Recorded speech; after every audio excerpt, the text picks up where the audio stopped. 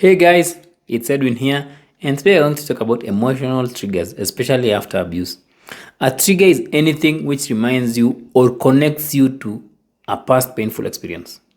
When you're triggered, you may respond involuntarily or in a way which goes contrary to how you think you're supposed to respond to a current situation. A trigger will make you see danger in something which doesn't even pose an immediate threat in your life. Like you might see the color yellow, and the color yellow may remind you of your ex or a parent who terrorized your life. Say like yellow was their favorite color, and so when you see yellow, the color yellow, you might get angry or you might just get emotionally overwhelmed because yellow is triggering to you. Mostly, the way you respond when you're triggered is the same way you responded at the actual time of the occurrence of that traumatic event. So, the flight, fight, freeze, and fawn trauma response is what takes over when you are triggered or when you are reminded of your past traumatic memory. It's more of reliving the past traumatic experience in the present moment. The best way to identify if you are being triggered is when all of a sudden there's just this negative wave of emotions that consume you and you don't even know where they came from. So, how do you temporarily cope with triggers?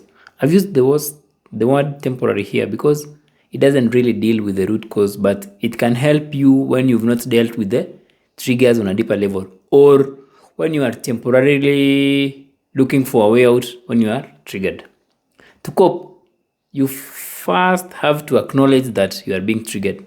Then take a pause or a deep breath and do not react to that triggering situation right away. It's like you just give yourself a bit of time before reacting to that triggering situation. It's more of being mindful of the trigger and then not allowing it to involuntarily make you engage in some undesirable behavior or action. Because when we are mostly triggered, we might get angry and do something which we never really do. So when you are triggered, just take a pause and see it as a trigger so that you do not find yourself doing something which is irreversible. You can as well like take a journal and do a deep inquiry on why you are feeling that way. Why are you triggered by that instance? When you become watchful of your triggers without letting them get into your head, you will be giving yourself time to respond instead of allowing them to feed you with false worst case scenarios. It's just more of understanding if you are really in danger or your mind is just feeding you with an illusion of something which is not actually there and it's just exaggerating or making up the consequences. Because something about the mind is it will always focus on the worst case scenario even when there is no danger. But if you just pause and just look at it as a trigger, you will realize that actually there is no problem with color yellow. It's just reminding you of your past. When you are aware, you can respond instead of automatically reacting to a situation. Another common advice when it comes to dealing with triggers is avoidance of the events, situations, or people that remind you of your past or that trigger you. Yes, avoidance can work for very few moments, especially when the trigger is something which is clearly visible, like contacting your ex. So you go, no contact.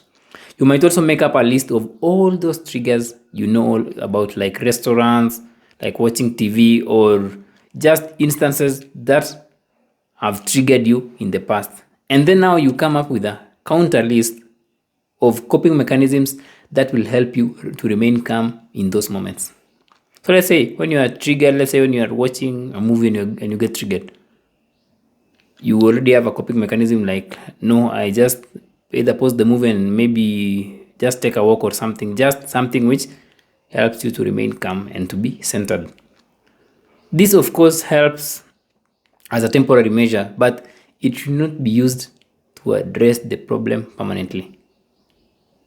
This is because you might not have the time to take a breath or to return to your center when you're triggered. Let's say you're like driving in a busy highway and then you're triggered. You won't have the time to go to those coping mechanisms like yoga or working out.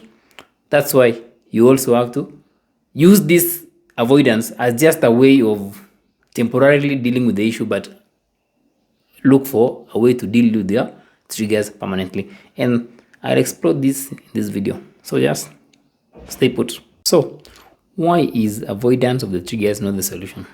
You see, like, the problem with avoidance is, of course, you'll end up missing out on the full expanse of life.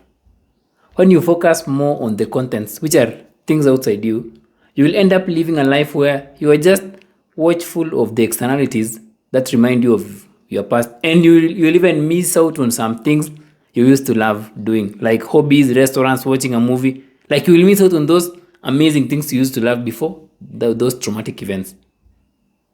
But when you deal with the structure, which is now your inner world, you'll be able to live life without really worrying or watching out for triggers.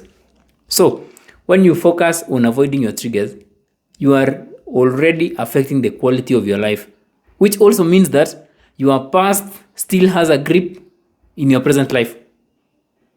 It's more of physically you are free, but your past still dictates your decisions and actions, which for me looks like a false, in quotes, sense of freedom.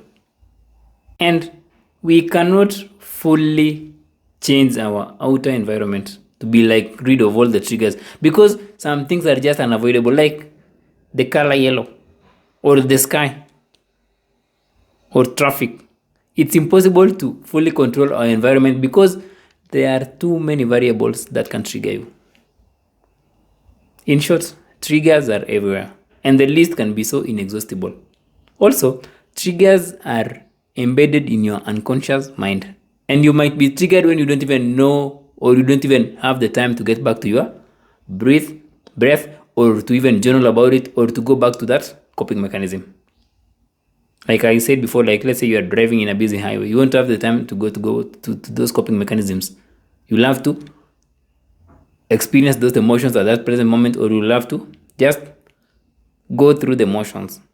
In fact, I want you to really imagine a world where your work is just to watch out for triggers, which are inexhaustible. It's too much work to be on the lookout for triggers while we are still feeling pain on the inside. And someone may also choose to say that, now that I'm constantly triggered, let me just stay indoors. Because when you stay indoors, you feel that you've eliminated all those triggers.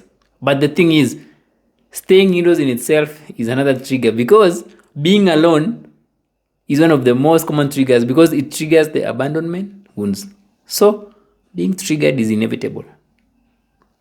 And one other thing to note is, we can never be really sure of all our triggers, because we are only aware of what's happening in the conscious level of our being. But most triggers are on the subconscious level. So avoidance and coming up with coping mechanisms for all your triggers, yes, will work on the short term, but it's not a permanent solution. And the thing is, when you are experiencing unavoidable triggers, or triggers you didn't know of, it just shows that there is something deep within you that has to do with the perception you have about yourself, or what you believe about yourself in relation to those things out there that are making you feel that way. So that thing there is making you feel sad, or is making you feel angry. So it means that there is a way you view yourself in regards to that instance. So triggers are actually something which is inside of you, not outside of you. If we've got a trigger inside of us, it actually implies that we've got a wound that needs to be addressed. Those triggering situations, events, or people in your life are actually guides that enter our minds to kind of like push the unconscious wounds and bring them to your light, to your attention, so that you can see them, feel them, and heal them. So when something like a color yellow triggers you, it simply means that there is still a wound which was caused by your past, let's say your past ex, which you've been burying it deep within you. But now that you are emotionally overwhelmed because of that color, it means that you have to deal with that wound, so that next time you see that color yellow, you will not be triggered. That's why the only sure way to deal with triggers is to heal our wounds and clear those subconscious beliefs we've developed as a result of past experiences. The more painful the trigger is, the deeper it exposes an invisible wound that was just waiting for that external trigger to reveal itself. A trigger cannot work if there is nothing in there. It only works when there is that thing in there. And the thing is, it's not easy to work on our wounds for good, as we've been conditioned to escape pain instead of seeing it as an opportunity to deal with it completely, so that it does not arise again in future. So we've been told that, no, if you're triggered, just run away from this, without being told that if you're running away from this thing, you will still meet it again in future. So it's just better to see it and then just go there and say, so this thing is triggering me. What's really in there? Heal that wound. So it's more of, instead of viewing a trigger negatively, you view it as something or an opportunity for you to grow, and always challenge yourself to go past the trigger, not to avoid the trigger. It's just more of challenging yourself to go past the trigger. Even if you don't know how to go about it, you will find a way if you look at it that way. So don't look at it as something which you have to avoid. Look at it as something which is like an angel telling you, hey, deal with these things, so that next time if you just pass through this road or go to this restaurant and you are feeling really awesome, it really means that you have truly healed your wounds. And when we do the inner work, there's just this huge deep shift within us, and you'll be free from the past having a grip in your present life, which means that a present event which reminds you of the past will not trigger you, because you've cleared the subconscious beliefs you've been carrying with you as a result of that past painful experience which was being triggered before. And you will be able to see a new event, a new situation, or even someone in your life from your authenticity, and not from the lens of your past painful experiences. So see your triggers as pointers, and you will find a way to deal with them permanently. Hope you found this informative, and if you are ready to deal with the triggers, and if you are tired of running away from them and you want to really process those unhealed wounds, click the link in the description so that I can really show you how mind shifting can really help you and provide you with a safe space to heal your past traumas. That's it from me today, guys. Hope you found this informative, or hope you found this triggering in a positive way, and work on those wounds. Until next time, see ya.